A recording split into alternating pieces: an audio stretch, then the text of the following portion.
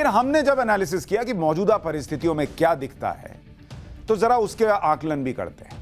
जो नीतीश कुमार पीएम मोदी को फ्रंट से लीड करने वाला नेता बता रहे थे कुछ वक्त तक पहले तक, मैंने आपको सुनाया, उन्हीं को अब वो 2024 में ना आने देने का इरादा जता रहे हैं। नीतीश कुमार ने सीएम पद की शपथ लेने के बाद कहा कि वो देश में विपक्ष की राजनीति को बहुत मजबूत करेंगे और वो चाहते हैं कि 2024 के लिए सब लोग एकजुट हो जाएं। नीतीश कुमार से जब पूछा गया कि क्या वो पूरे देश में घूमेंगे, तो उन्होंने कहा कि जो भी दायित्व होगा पूरा करेंगे।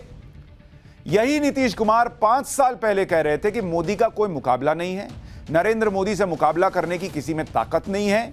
सुनिए उस वक्त नीतीश कुमार ने क्या कहा था। कोई दूसरा नहीं काबिल हो सकता।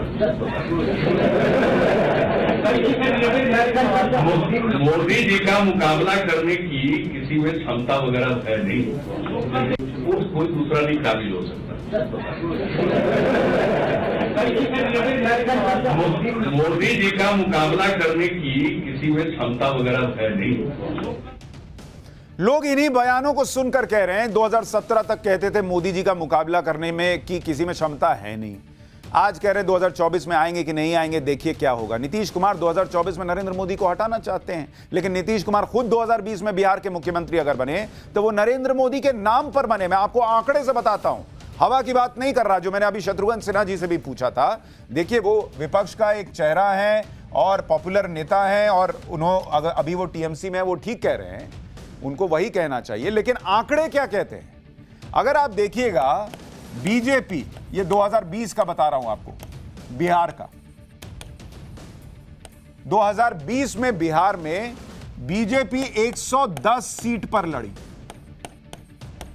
चुनाव लड़ी और 74 पर जीती, 74 सीट जीती उसने। तो उसका विनिंग परसेंटेज कितना रहा, यानी उसके 67% उम्मीदवार जीत गए, ये उसका विनिंग परसेंटेज है। जेडीयू कितने पे लड़ी, जेडीयू को देखिए, जेडीयू ने 115 सीट पर उम्मीदवार उतारा और इनके कितने उम्मीदवार जीते, 43 पर इनके उम्मीदवार जीते, 43 पर जीत मिली। तो इनके विनिंग परसेंटेज इनका कितना बैठता है, 37% विन था। अब आप मुझे बताइए, एक पार्टी बीजेपी जिसको कहा जा रहा है कि भाई बिहार में इनका खत्म हो जाएगा मामला, उनका विनिंग परसेंटेज है 67, स्ट्राइक रेट, जितना कैंडिडेट उतार रहे हैं उसमें से 67% जीत जा रहे हैं। और जो नीतीश कुमार बताया जा रहा है कि नरेंद्र मोदी को बिहार में रोकेंगे, वो उनका स्ट्राइक रेट है 37% का, मतलब 115 सीट पर लड़ाए और उनके कैंडिडेट मात्र 43 जीते। तो बीजेपी का विनिंग परसेंटेज नीतीश कुमार से करीब 2 गुना है। तो कैसे मान लिया जाए कि बीजेपी वहां नीतीश कुमार के हटते खत्म हो जाएगी। 2020 में नीतीश कुमार ने नरेंद्र मोदी के नाम पर बिहार जीता था, इसका सबूत खुद नीतीश कुमार ने दिया था, जब उन्होंने जीत के बाद जीत का क्रेडिट प्रधानमंत्री नरेंद्र मोदी को दिया था। नवंबर 2020 का आपको एक ट्वीट दिखाता हूं, नीतीश कुमार जी का ट्वीट दिखाता हूं। उन्होंने ट्वीट किया था नीतीश कुमार ने, यहां डालिए, कि जनता मालिक है। यह नीतीश कुमार जी का ट्वीट है, इसको पढ़िए, जनता मालिक है। उन्होंने एनडीए को जो बहुमत प्रदान किया उसके लिए जनता जनार्दन को नमन है। मैं पीएम श्री नरेंद्र मोदी जी को उनसे मिल रहे सहयोग के लिए धन्यवाद करता हूं। यह नीतीश कुमार का ट्वीट था 43 सीट लाने के बाद। उनको भी पता था कि यह सीट कैसे आई, उनका वोट परसेंट जो है वो बढ़ गया था बीजेपी के साथ लौटने पर। नीतीश कुमार ने आज जब 2024 में पीएम पद की दावेदारी के बारे में उनसे पूछा गया तो उन्होंने कहा कि वो किसी चीज के दावेदार नहीं है, लेकिन अगर पीएम पद की दावेदारी को लेकर उनके मन में लड्डू न फूटता, आप खुद सोचिए कि मन में लड्डू नहीं फूट रहा है, तो फिर वो क्यों बीजेपी का साथ छोड़कर उस आरजेडी और कांग्रेस के साथ चले गए जिस पर भ्रष्टाचार के आरोप हैं। फिर क्यों वो स्पष्ट जनादेश से बनी सरकार जो 21 महीने से चल रही थी, उसे अचानक एक झटके में गिरा दिया गया। फिर क्यों बीजेपी का साथ छोड़ दिया जब बीजेपी लगातार भरोसा दे रही थी कि 2024 का चुनाव और 2025 का विधानसभा चुनाव वो जेडीयू के साथ लड़ेगी और नीतीश ही नेता होंगे। अमित शाह बोलकर आए थे अभी कुछ दिन पहले। सीधी बात है कि पीएम पद की दावेदारी को लेकर नीतीश कुमार के दिमाग में कुछ बड़ा चल रहा है, जिसकी वजह से उन्होंने यह फैसला लिया। बाकी उन्होंने जो बीजेपी का साथ छोड़ने का आधार बनाया, उसके लिए नीतीश कुमार कोई ठोस वजह दे नहीं पाए। यानी ये बातें भी मनगढ़ंत साबित होती हैं कि बीजेपी जेडीयू को तोड़ने की साजिश रच रही थी, क्योंकि असली बात यह है कि नीतीश कुमार के इरादे कुछ और हैं। हमने कल ही आपको बताया था कि नीतीश कुमार और नरेंद्र मोदी का कोई मुकाबला नहीं है। अगर आप नरेंद्र मोदी का बतौर मुख्यमंत्री कार्यकाल देखिए और नीतीश कुमार का कार्यकाल देखिए और उस कार्यकाल में उन्होंने अपने अपने राज्य के लिए क्या किया, उसका कंपैरिजन हमने आपको कल दिखाया था कि नरेंद्र मोदी ने कैसे परफॉर्म किया और पीएम पद तक पहुंचे, और कैसे नीतीश कुमार के कार्यकाल के बाद भी बिहार जो है वो नीति आयोग की रिपोर्ट में आज भी सबसे पीछे चल रहा है। नीतीश कुमार को लगता है कि अगर नरेंद्र मोदी 2024 में बहुमत से पीछे रह गए तो किस्मत से विपक्ष की राजनीति में सेक्युलरिज्म और सर्वसहमति के नाम पर उनकी भी किस्मत खुल सकती है, क्योंकि विपक्ष से पीएम पद के दावेदारों में राहुल गांधी का नाम है, उनके नाम पर ममता बनर्जी तैयार नहीं है। ममता बनर्जी का नाम है तो उस पर सोनिया गांधी तैयार नहीं है। अरविंद केजरीवाल का नाम है तो कहा जा रहा है उनके पास अभी इतनी सीट वाली पावर नहीं है, ताकत नहीं है, उनकी एक्सेप्टेबिलिटी नहीं है विपक्ष में। अगर सर्वसहमति बन सकती है तो 2-3 नाम है जिनमें अनुभव के आधार पर नीतीश कुमार सबसे ऊपर हो सकते हैं, और दूसरा नाम तेलंगाना के चंद्रशेखर राव का हो सकता है। तो यही हो सकता है कि नीतीश कुमार के दिमाग में चल रहा हो कि जब रोटी का बंटवारा नहीं हो रहा है तो कोई आके तीसरा रोटी खा सकता है। लेकिन जो लोग नीतीश कुमार के नाम से जोश में आ गए, उन्हें 2014 का लोकसभा चुनाव भी ध्यान रखना चाहिए। 2014 में नीतीश कुमार ने इसी तरह से बीजेपी से अलग होकर चुनाव लड़ा था। 2014 के चुनाव में नीतीश कुमार का क्या हाल हुआ वो मैं आपको बताता हूं, याद दिलाता हूं। बीजेपी से अलग हुए थे तो नीतीश कुमार का क्या हाल हुआ था, 2014 का आंकड़ा आपके सामने रखता हूं। 2014 जेडीयू ने चुनाव लड़ा 38 सीट पर, यह लोकसभा का बता रहा हूं। 2014 के लोकसभा चुनाव जेडीयू 2 सीट जीते थे, मात्र 2 सीट, और लड़े कितने पे थे, 38, और इनका वोट शेयर जो है, वोट परसेंट मात्र 16%। 16%। बीजेपी ने चुनाव लड़ा था, ये कितने 2 सीट आई थी इनको, कितने 38 सीट में से 38 पे लड़े, 2 जीते।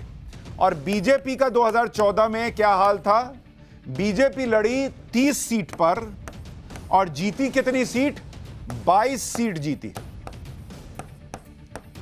तो और इनका जो वोट शेयर था, वोट प्रतिशत, वो करीब 29.5% के आसपास था। तो अलग होकर 30 में से 22 सीट जीतने वाले पार्टी को कहा जा रहा है कि वो खत्म हो जाएगी, और 38 में से 2 सीट जीतने वालों को कहा जा रहा है कि यही देश में अब प्रधानमंत्री पद के दावेदार हो जाएंगे। इस बार नीतीश कुमार आरजेडी के साथ चुनाव लड़ेंगे और ये सोच रहे होंगे कि 2015 जैसी जीत बिहार में मिलेगी जब लालू नीतीश पहली बार साथ आए थे। लेकिन यह ध्यान रखना चाहिए कि विधानसभा चुनाव और लोकसभा चुनाव में बड़ा अंतर होता है। हालांकि बीजेपी के सामने बिहार में चैलेंज होगा जेडीयू और आरजेडी के जातिगत समीकरण का, जिस पर बीजेपी को काम करना होगा। बिहार का जातिगत समीकरण क्या है, और अगर उसको आप कैलकुलेट करने बैठिएगा तो मामला क्या बैठेगा, जरा उसको देखिए। बिहार, और बिहार में क्या चलता है, अगर आप देखेंगे यादव वोट वो करीब 15% है, 15%। और ये किसका वोट है, अगर आप देखिएगा ये आरजेडी का कोर वोट बताया जाता है, यादव। इसी तरह से कुर्मी वोट है, कुर्मी वोट जो है वो करीब आपका बिहार के अंदर 11%, और ये जेडीयू का बताया जाता है कोर वोटर, क्योंकि नीतीश कुमार भी इसी कुर्मी और कोयरी दोनों आपको इसमें जोड़ के बता दिया। मुस्लिम वोट जो है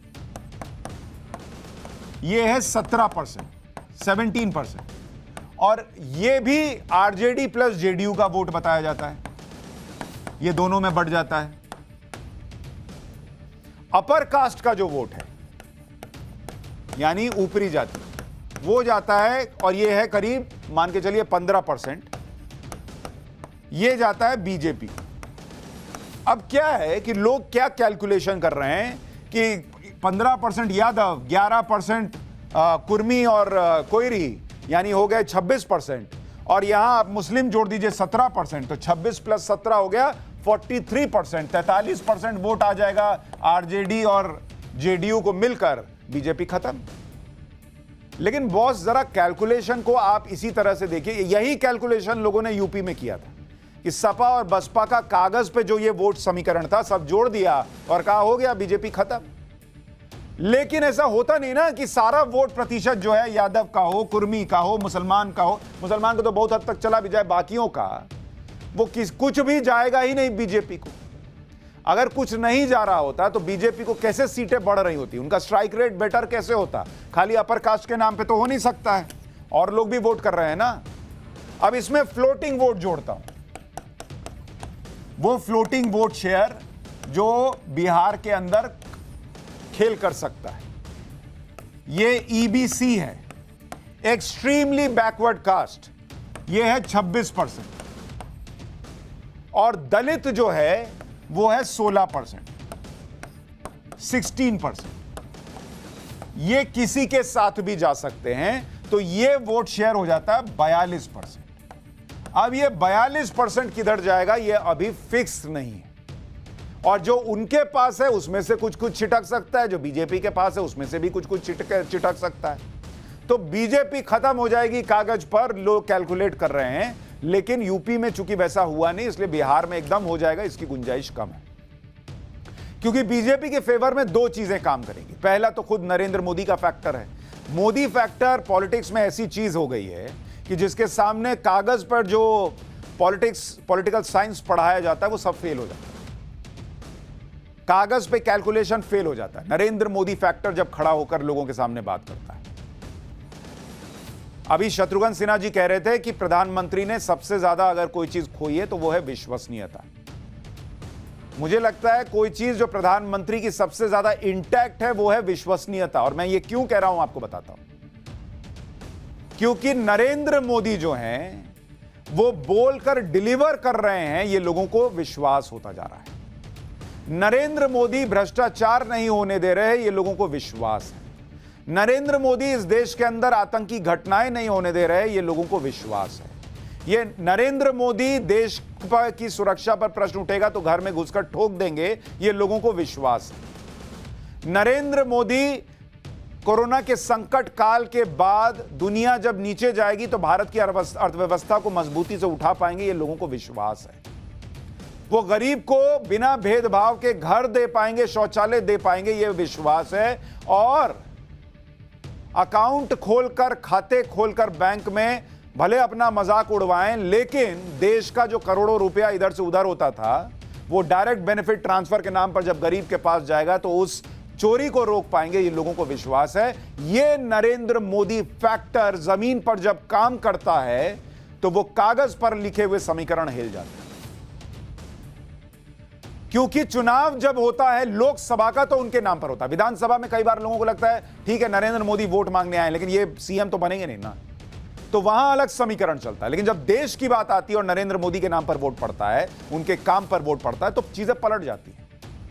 तो पहला फैक्टर तो मोदी फैक्टर हो गया जो बीजेपी के पक्ष में जाएगा। दूसरा फैक्टर है नीतीश कुमार की घटती लोकप्रियता।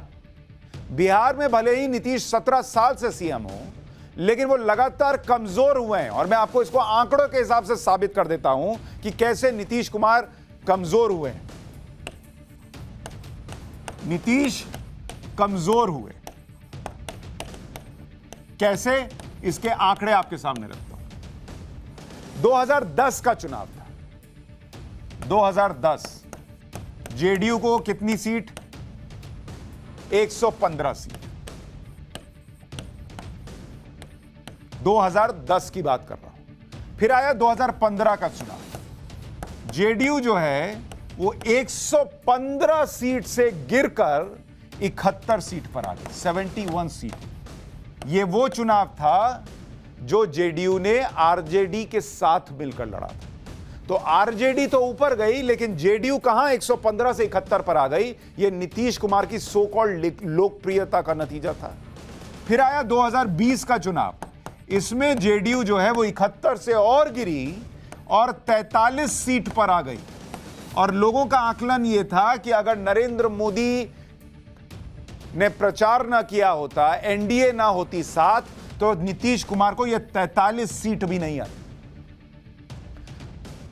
अभी शत्रुघ्न सिन्हा जी कहकर गए कि वहां कोई वोट कटवा था, जेडीयू कहती है कोई वोट कटवा था, और वो वोट कटवा किसको कहते हैं? चिराग पासवान की एलजेपी को। तो कोई ये पूछे कि अगर एलजेपी में इतनी पावर है कि जेडीयू को 71 सीट से 43 पर ले आई, तो फिर बीजेपी की क्या ताकत होगी बॉस, जिनका चेहरा नरेंद्र मोदी होंगे? चिराग पासवान का चेहरा जेडीयू का वोट काट दे रहा है, तो नरेंद्र मोदी का चेहरा क्या करेगा? लेकिन जब चेहरा बनाने की कवायद होती है तो सारे जो तार्किक प्रश्न हैं वो कूड़े में डाल दिए जाते हैं। जेडीयू का वोट शेयर भी तो घट गया ना बॉस। 2010 का चुनाव देखिए, 22%, 22.5% वोट शेयर था। 2015 में 17% रह गया और 2020 में 15.5% रह गया। यानी नीतीश कुमार नरेंद्र मोदी का कोई बड़ा नुकसान कर देंगे, इसकी संभावना आंकड़ों में नहीं है। यही बात चुनावी रणनीतिकार प्रशांत किशोर ने कही, जो एक वक्त पर नीतीश कुमार के रणनीतिकार रहे और 2015 का चुनाव आरजेडी और जेडीयू को जितवाया। प्रशांत किशोर ने कहा कि पीएम बनना तो दूर, पीएम उम्मीदवार बनना भी पॉपुलैरिटी पर निर्भर करता है, इसलिए नीतीश कुमार पर टिप्पणी करना जल्दबाजी होगी। 2010 के नीतीश कुमार और आज के नीतीश कुमार में बड़ा अंतर है।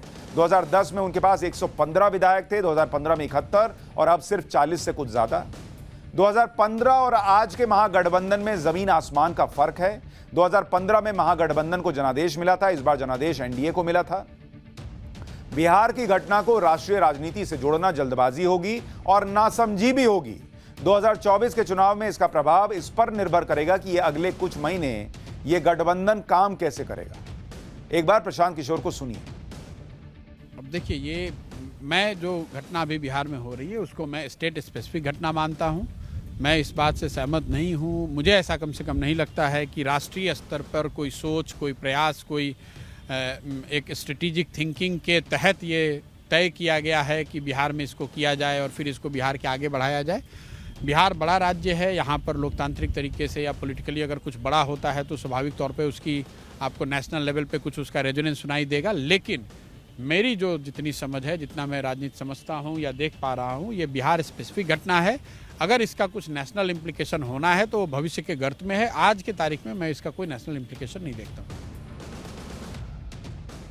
प्रशांत किशोर तो खारिज कर कि इसका कोई नेशनल पर्सपेक्टिव नहीं है, लेकिन बिहार में जो हुआ उससे लॉन्ग टर्म में बीजेपी का फायदा जरूर हो सकता है बिहार में, क्योंकि लोगों को लगता है कि वो यानी बीजेपी अब तो कम से कम नीतीश कुमार की छवि से बाहर निकलेगी। बिहार में नए बदलाव से बीजेपी के पास 3 बड़े मौके हैं। पहला यह कि बीजेपी अब ज्यादा सीटों पर अपने उम्मीदवार उतार पाएगी। 2020 में बीजेपी ने 110 सीटों पर उम्मीदवार उतारे थे तो 74 सीटों पर जीत हासिल की थी। अगर बीजेपी ज्यादा सीटों पर चुनाव लड़ेगी तो संभव है उसकी सीटें और बढ़ें। दूसरा यह कि बीजेपी से गठबंधन तोड़ने पर नीतीश की ज्यादा किरकिरी हुई, इसका फायदा बीजेपी को मिलेगा। सरकार की विफलता का ठीकरा बीजेपी के सिर नहीं फूटेगा। चुनाव में जाने पर बीजेपी कह सकती है कि उनके साथ धोखा हुआ। अग्निपथ, यूनिफॉर्म सिविल कोड, जातीय जनगणना, 3 तलाक, जनसंख्या नियंत्रण कानून जैसे कई मुद्दों पर बीजेपी और जेडीयू में मतभेद था। जेडीयू से अलग होने के बाद बीजेपी अब इन मुद्दों को खुलकर जनता के सामने रख सकेगी। कुल मिलाकर बिहार में आने वाले दिनों में सीधी लड़ाई बीजेपी बनाम आरजेडी की होगी। इसमें नीतीश कुमार मार्जिनल प्लेयर होंगे, जैसे अभी वो होकर रह गए हैं। बीजेपी की सीधी लड़ाई अब सीधे तेजस्वी यादव से होगी, क्योंकि नीतीश कुमार 2025 में सीएम फेस होंगे नहीं। यह कहना लगभग सही हो सकता है। 2020 में उन्होंने कहा था कि मेरा आखिरी चुनाव है, अब वो उससे भी पलट जाएं तो कौन जाने। तेजस्वी यादव के लिए बड़ा मौका है। उन्होंने 2020 में बीजेपी जेडीयू के सामने अच्छी चुनावी लड़ाई लड़ी थी और पार्टी को बिहार में सबसे बड़ी पार्टी बना दिया था, वो भी तब जब लालू यादव पहली बार सक्रिय तौर पर चुनाव में नहीं थे। तेजस्वी के बारे में यह भी कहा जा रहा है कि उनके फेवर में अब लेडी लक काम कर रहा है। उनकी अभी कुछ महीने पहले शादी हुई थी। आज उनकी पत्नी राजश्री उर्फ रेचल भी शपथ ग्रहण समारोह में थी और राबड़ी देवी के साथ पहली कतार में बैठी थी। राजश्री और राबड़ी ने आज क्या कहा, एक बार आपको सुनवाता हूं। सबको बहुत धन्यवाद देना चाहती हूँ सबको। आज एक नई शुरुआत हुई है। आज एक नई शुरुआत हुई है। हाँ जी, हाँ जी। बिहार भाग्यशाली है। अब बिहार के जनता के लिए बहुत अच्छा हुआ है। बहुत बिहार के जनता के हम धन्यवाद देते हैं, शुभकामना भी देते हैं और सारे मीडिया के लोगों को मैं शुभकामना धन्यवाद देती हूँ कि बहुत अच्छा हुआ बिहार के जनता के लिए, बिहार के देश राज्य के लिए। बहुत खुश है, सब कोई खुश है, बिहार के जनता बहुत खुश है। नीतीश कुमार के लोग कहते हैं कि बीजेपी जेडीयू को तोड़ने की साजिश रच रही थी। अगर नीतीश कुमार बीजेपी के साथ रहते तो उनका भी हाल शिवसेना और उद्धव ठाकरे वाला होता। लेकिन बीजेपी ने नीतीश कुमार को लेकर एक बड़ी बात कही। बीजेपी ने कहा कि अब सावधान आरजेडी को रहना होगा, क्योंकि नीतीश कुमार अपना अस्तित्व बचाने के लिए आरजेडी को भी तोड़ सकते हैं।